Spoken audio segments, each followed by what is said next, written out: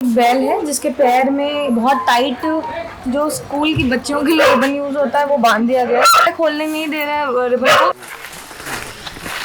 Dark load कर लेते तो उसमें अब 10-15 मिनट रुकना पड़ेगा।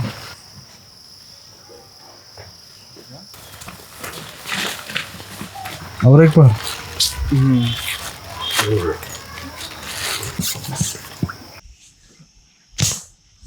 अब यहाँ से आगे नहीं जाएगा, यहाँ चल रहा है क्योंकि चला नहीं जा रहा है इसे।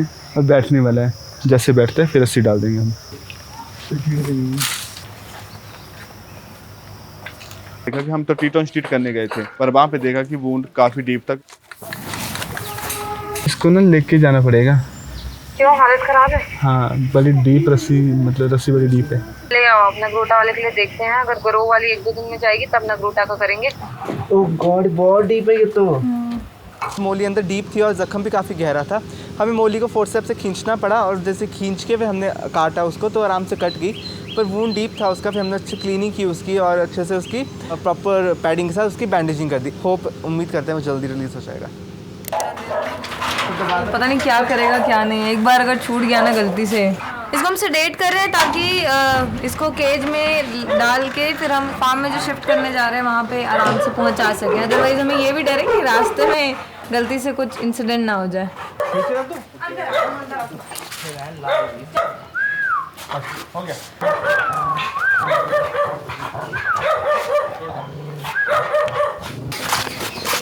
सर ऐसे में खुद गाड़ी में और थोड़ा सा हो सकता है ना दिक्कत, अगर हम सेडेट करके। एंटीमेटिक इफेक्ट है, ब्यूटन का नहीं होगा ऐसा तो। फोटो में आगे से ना करना ही पड़ेगा। इसको भी तो सांस लेने में ऐसे ही करता है ना, दिक्कत ज़्यादा होती कर है। लेता है, ज़्यादा थोड़ा सा चल लेगा तो करने लगता है, या ज़्यादा हाँ एकदम। तो ये सेम उसी एक पूरी लिस्ट ऑफ ब्रीड्स है ना जिनकी नाक उन्होंने कर रखी है खराब लोगों ने। वो इसके मुंह में चला गया ना। वो कर तो रहे हैं इसको डॉग, पर मुझे पता नहीं कि उनके बस का ये नहीं है। हेलो, चलो जी, फिट से आ गया ना, बैठ गया तो इसके नीचे फट्टा लगाना है, तब लगा देते हैं। One night the pain was really bad. She just sat there and she, like she couldn't even sit. She suddenly just started panting and crying, going under the table, and then I just put her to bed and slept. And then since then, her movement just got worse and worse. Today compared to yesterday, it's a little bit better, but still. She was running before. She can't bend down to her bowl and to pick it up. अभी तो उसने दर्द कहीं show नहीं की है ना, रो रही है अभी। ऐसे उठाता है मैं तो रोता है, अभी पता अभी तो नहीं आगे ठीक हो गया। वही मैंने भी हाथ लगाया नीचे पूरा, एब्डोमेन में भी कुछ नहीं इसने शो किया kind of pain. CBC I will do here only. If something comes in that, then we have to send the other samples to a lab. Oh, okay. What have you named her? I was thinking of calling her Meena. Nina. But she's fine with your dogs. Yeah, All good? she was playing. She she looked so settled. Boss तुमको देख के अभी jealous feel हो रहा है। Now this is Moo's turn to get jealous now. Oh, she has what? Tick fever. Yeah. Oh, okay. Because she has swollen lymph nodes also. So that's like treatable with antibiotics. right? पैर में अभी उसको थोड़ा time लग जाएगा क्योंकि वो heal हो रहा है, पर अभी पूरा हील नहीं हुआ है। मतलब कभी कभी वो फिर भी उसको थोड़ा ड्रैग कर देती है, तो उसमें नर्वस वाले सिम्टम में रिकूप होने में थोड़ा सा टाइम ज़्यादा लग जाता है।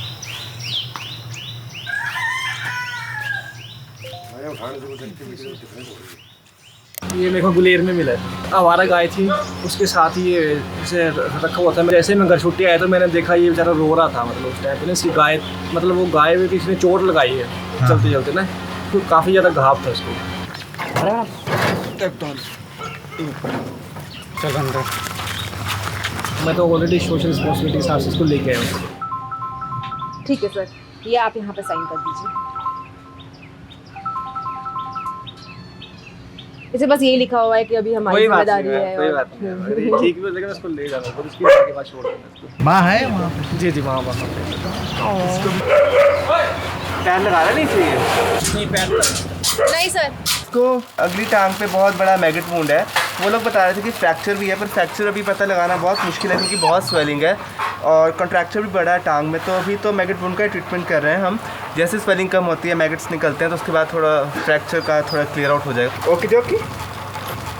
डॉली का ऐसा था कि जब वो आई थी तभी उसकी सिचुएशन इतनी ख़राब थी, उसका डॉग बाइट की वजह से पैर पूरा सड़ चुका था और इन्फेक्शन काफ़ी अंदर तक फैल चुका था ऑलरेडी, और वो सामने के दोनों पैर भी इस्तेमाल नहीं कर रही थी, जिसके लिए हमने स्प्लिंटिंग की थी। ऑल्सो हमने हॉइस्ट पे इसलिए रखा उसको ताकि वो अपना पैर थोड़ा सा अगर वजन ले सकती है तो वो ले, और एटलीस्ट एक पोजीशन पे ना बैठी रहे क्योंकि इनको भी ब्लोटिंग का खतरा होता है।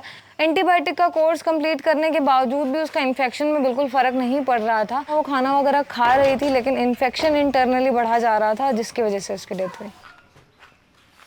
साइरस जब हमारे पास आया था तो उसका एक्सीडेंट हुआ था, तो हमने उसको पालमपुर भेज के एक्सरे करवाया। वहाँ पर उन्होंने उस स्लिंग लगाया था ना, एक हफ्ते बाद बैंडेजिंग में उसको बहुत डिस्कम्फर्ट फील हो रहा था, तो हमने रीओपन किया उसे। घाव भी बन रहा है देखिए ना, और यहाँ पे भी घाव, अरे बाप रे, यहाँ पे भी घाव बन रहा है देखो। फिर से फिक्स किया गया थोड़े देर के रेस्ट के बाद, लेकिन ना वहाँ पे लगातार उसकी सूजन बढ़ी जा रही थी, पेन में था काफ़ी ज़्यादा और पैर रख भी नहीं पा रहा था। 15 डेज़ का फिर गैप लिया, इसकी स्वेलिंग भी कम नहीं हो रही थी और पेन भी कम नहीं हो रहा था बहुत ज़्यादा। फिर उसके बाद हमने डिसाइड किया कि इसकी एम्पुटेशन करना अभी इसके लिए बेटर है, क्योंकि अगर इन्फेक्शन बढ़ता जाता तो इंटरनल उसको इश्यूज आ सकते थे।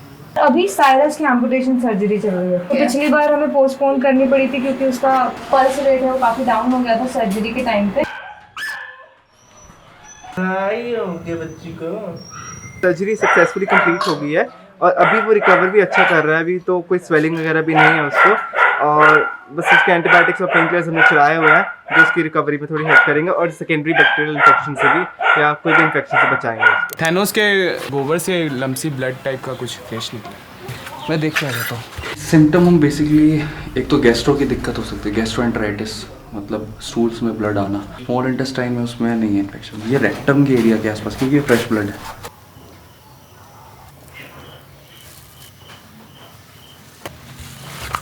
टीयर वगैरह तो कहीं से नहीं लगा। भूसा कितना दे रहे हो, घास कितनी डालते हो? ये बहुत ज़्यादा खाता है, ये खुला रहता है, इधर उधर की सब खुलियाँ उसे भी खा जाता है। खाता तो सबसे ज़्यादा है।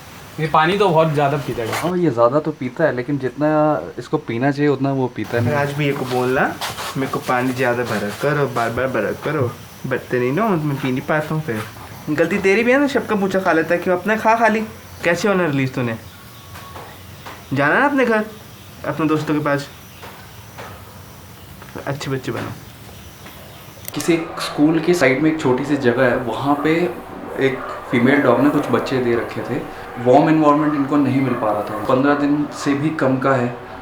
इसको मैगेट वुंड हो गया था, लेकिन हम डेली जाके इसकी ट्रीटमेंट कर रहे थे। आज जब हमारी टीम टीटॉन स्ट्रीट गई तब उनको लगा कि इसको फार्म में लाने की ज़रूरत है। इसका टेम्परेचर जो था वो काफ़ी ज़्यादा लो था, इवन कि थर्मोमीटर भी नहीं बता पा रहा। इस वजह से अभी हमने उसको ब्लोअर के पास रखा हुआ था और ज़्यादा हिल डुल नहीं रहा था।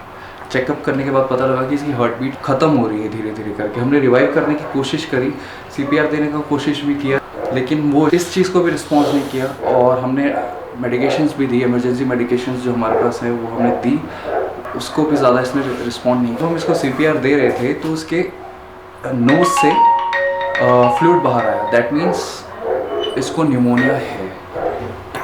और ये इतने छोटे बच्चे में होना कॉमन है, क्योंकि अब जैसे बाहर बरसात का मौसम है, ठंड तो हो रही है और ये छोटे बच्चे अपना बॉडी टेम्परेचर रेगुलेट नहीं कर सकते, तो ये न्यूमोनिया के चपेट में आया है और उसकी वजह से उसका टेम्परेचर काफ़ी लो था। नूरी का पीछे वाला पैर टूटा था जिसमें एक वूंड भी था, और वहाँ के इन्फेक्शन की वजह से उसका फ्रैक्चर हील नहीं हो रहा था, उसमें लगातार पस आई जा रही थी। तो पूरे 1 महीने के ट्रीटमेंट के बावजूद भी जब कोई असर नहीं पड़ रहा था तो हमने डिसाइड किया हम एम्प्यूट करेंगे उसका पैर।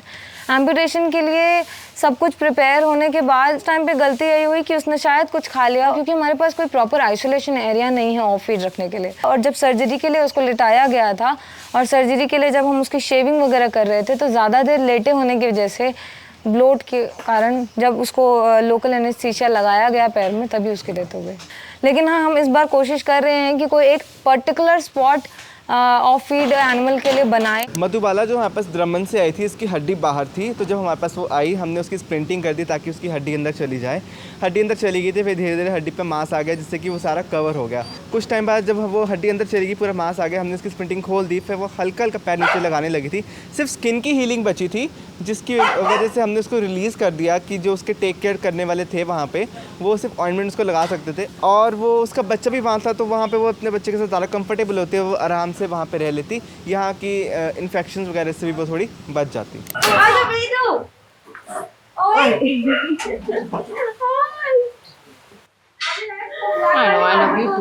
ये परफेक्ट ह्यूमन कंपेनियन है।